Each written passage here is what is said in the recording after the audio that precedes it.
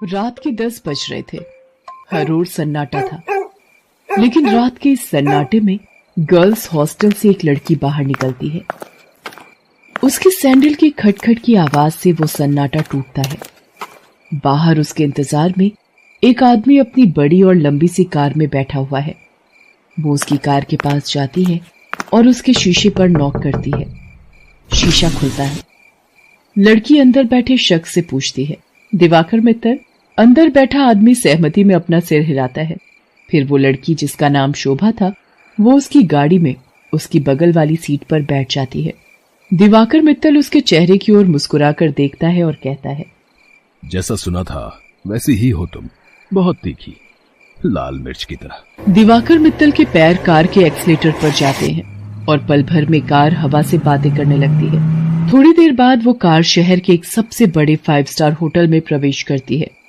Diwakar Mittal parking में अपनी car लगाता है और होटल के रिसेप्शन पर जाता है और अपनी प्री बुकिंग के बारे में बताता है। दिवाकर अपने रूम की चाबी लेता है और शोभा के साथ उस कमरे में जाता है। दिवाकर दरवाजा बंद करता है और शोभा से पूछता है, कुछ लोगी तुम, पीने या खाने में? आप जो भी मंगा लीजिए। दिवाकर होटल के कमरे में लगे फोन से रिसेप्शन पर कॉल करके अपना ऑर्डर देता है। थोड़ी देर में वेटर ऑर्डर लेकर आ जाता है। वे दोनों खाने के साथ साथ थोड़ा थोड़ा पीते भी हैं और फिर दिवाकर और शोभा एक दूसरे में खो जाते हैं। सुबह जब शोभा की नींद खुलती है तो दिवाकर वहां नहीं होता है। उसके तकिए के नीचे नोटों की गड्डी रखी होती है। वो गड्डी को उठाती है, फिर होटल के बाहर आती है। बाहर आकर वो एक कैब बुक करती है और उसमें बैठकर गर्ल्स हॉस्टल की ओर निकल जाती है। कैब वाला बीच बीच में उसे घूर कर देखता है तो शोभा को गुस्सा आ जाता है। क्या देख रहे हो? क्या देख रहे हो बार बार पीछे मुड़कर? आगे देखकर गाड़ी चलाओ, नहीं तो अभी तेरी कंपनी में फोन करूंगी, फिर सारा घूरना निकल जाएगा। कैब वाला शोभा की बातों से डर गया। शोभा कैब की खिड़की से बाहर देखती हुई जा रही थी और मन ही मन खुद से बातें कर रही थी। सब कुछ कितना फेक है ना यहाँ, सब कुछ। कौन आदमी कौन सा चेहरा लगाए घूम रहा है, किसी को पता नहीं है। मैं भी तो पिछले कई महीनों से एक नकली चेहरा लगाए घूम रही हूँ। सच कहूं तो घिन आती है मुझे उस चेहरे से, दम घुटता है मेरा। लेकिन अब इस चेहरे के बिना मैं रह भी तो नहीं सकती। ये कहानी है जमालपुर की रहने वाली शोभा की। शोभा शहर के एक हॉस्टल में रहती है और इंजीनियरिंग की पढ़ाई कर रही है। वो 8 महीने पहले ही शहर आई है। शोभा के पिता दीनदयाल उससे बहुत प्यार करते हैं। उसे अब भी याद है जब वो ट्रेन में बैठकर शहर आ रही थी तो। क्या बाबा, आप इस तरह बच्चों की तरह रोएंगे तो मैं शहर कैसे जाऊंगी? क्या कहूँ शोभा, 5 बरस की थी तू जब तेरी अम्मा तुझे गोद में डालकर हमेशा के लिए हम सबको छोड़कर चली गई। तब से तुझे ही देखकर जिया है। जानती हूँ बाबा। सोचा था कि एक बार ही तुझे विदा करूंगा जब तेरी शादी होगी, लेकिन शादी के पहले ही। ये कहकर दीनदयाल शोभा को गले लगाकर फिर से फूट फूट कर रोने लगा। ठीक है बाबा, मैं नहीं जाती हूँ शहर, यही रहती हूँ आपके पास। लेकिन आप ही तो हमेशा जिद करते हैं कि तुम्हें खूब पढ़ना है, बहुत बड़ा आदमी बनना है। अब आगे की पढ़ाई गांव में तो नहीं हो सकती, तभी तो मैं शहर जा रही हूँ। ठीक है, मैं ट्रेन से उतर जाती हूँ। उसी समय ट्रेन की सीटी बजी। दीनदयाल जल्दी से ट्रेन से उतरा। ट्रेन ने कुछ ही देर में रफ्तार पकड़ ली। शोभा ट्रेन से आगे निकलती गई और दीनदयाल पीछे छूटता गया। शहर में शोभा गर्ल्स हॉस्टल में रहने लगी और अपनी पढ़ाई करने लगी। उसकी रूम पार्टनर थी रेखा। रेखा का बैकग्राउंड भी शोभा की तरह ही था। उसके पिता नहीं थे। उसकी माँ दूसरों के खेतों में काम करती थी। बहुत कठिनाई से गुजर बसर होता था। एक दिन की बात है, शोभा कमरे की सफाई कर रही थी तो उसे रेखा के तकिए के नीचे से नोटों की गड्डी मिली। इतने सारे पैसे, ये यहाँ कैसे आए? रेखा उस समय नहा रही थी। जब वो नहाकर बाहर आई तो शोभा ने उससे पैसों के बारे में पूछा, लेकिन रेखा ने उसकी बात का सही सही कोई जवाब नहीं दिया। आश्चर्य तो हुआ, क्योंकि वे दोनों अच्छे दोस्त थे। कुछ बात तो है जो रेखा मुझसे छिपा रही है, लेकिन क्या? शोभा ने एक बात और नोटिस किया कि हफ्ते में 3-4 दिन रेखा रात को कहीं चली जाती थी और सुबह वापस आती थी। उसने इस बारे में भी रेखा से पूछा तो, तू भी बिना मतलब जासूसी करती रहती है, तू अपने काम से काम रखना।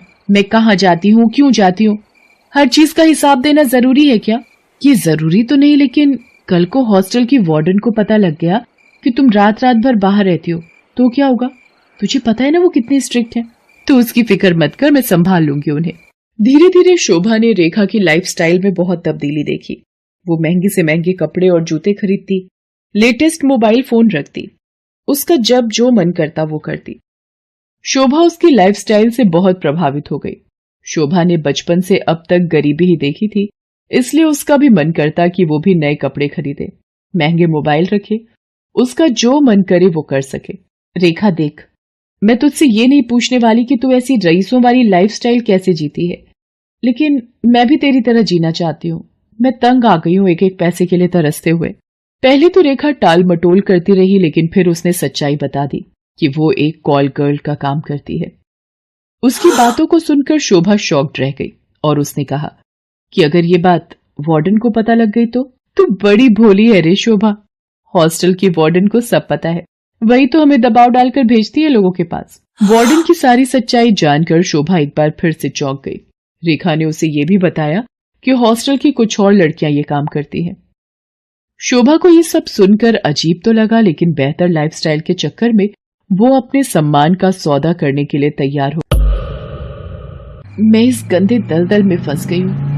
हालांकि इस दलदल ने मुझे बहुत सारी वो चीजें दी जिसके लिए मैं तरसती थी, लेकिन मैंने अपनी मासूमियत खो दी है, मैंने अपनी शांति खो दी है, मैंने अपनी पवित्रता खो दी है। बाबा को कितनी उम्मीद थी मुझसे, और मैं क्या करने लगी मैं। शोभा की आंखें भीग गई थी। वो अब ये काम नहीं करना चाहती थी, लेकिन हॉस्टल की वार्डन उस पर बार बार दबाव डाल रही थी। देख शोभा, जल में रहकर मगर से बैर मत कर, और हाँ, ये सती सावित्री बनने का नाटक छोड़ और जो बोलती हूँ वो कर। शोभा ने वार्डन को फिर से इनकार कर दिया। गुस्से में वार्डन ने उससे कहा, देख शोभा, तेरा इनकार तेरे भविष्य के सारे रास्ते बंद कर देगा। मेरी एक शिकायत पर कॉलेज से भी तुझे निकाल दिया जाएगा, और तुझे मैं इतना बदनाम करवा दूंगी कि इस शहर तो क्या, तू कहीं भी किसी को मुंह दिखाने के लायक नहीं रहेगी। शोभा उस रात हॉस्टल से निकली तो जरूर, लेकिन उसने कुछ तय कर लिया था। वो हॉस्टल से निकलकर सीधा पुलिस स्टेशन पहुंची और इंस्पेक्टर नाज़नीन को हॉस्टल और वार्डन की सारी सच्चाई बता दी। शोभा की बात सुनकर नाज़नीन शॉक्ड रह गई। शर्म आ रही है मुझे तुम पर और उन सभी लड़कियों पर जो अच्छी लाइफस्टाइल के चक्कर में शॉर्टकट अपनाती हैं और अपने सम्मान का सौदा करती हैं, और तुम जैसे मासूम लोगों का फायदा तुम्हारी वार्डन जैसे लोग उठाते हैं। मुझसे बहुत बड़ी गलती हो गई इंस्पेक्टर नाज़नीन। मुझे खुशी है कि तुम्हें अपनी गलती का एहसास तो हुआ, लेकिन ये गलती कोई और ना करे और तुम्हारी वार्डन किसी और का फायदा ना उठाए। इसके लिए इस पूरे रैकेट को तोड़ना पड़ेगा।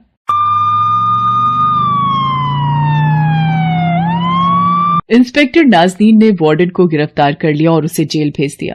जिस वार्डन पर लड़कियों की सुरक्षा की जिम्मेदारी थी, वो उनका सौदा करने लगी थी। इस बात को सुनकर पूरा शहर सन रह गया।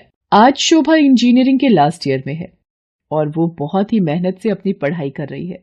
आखिर उसे अपने बाबा का सपना जो पूरा कर